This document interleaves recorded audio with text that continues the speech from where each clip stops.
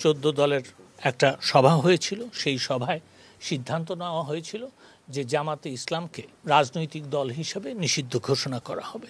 এটার একটা আইনি প্রক্রিয়া আছে। সেই আইনি প্রক্রিয়া গত পরশু আমরা শুরু করে দিয়েছিলাম এবং সেই আইনি প্রক্রিয়া শুরু করার মধ্যে এটার কিন্তু এই যে গেজেট নোটিফিকেশন হয় সেটারও কিন্তু একটা কিছু আইনি বাধ্যবাধকতা পূরণ করতে হয়।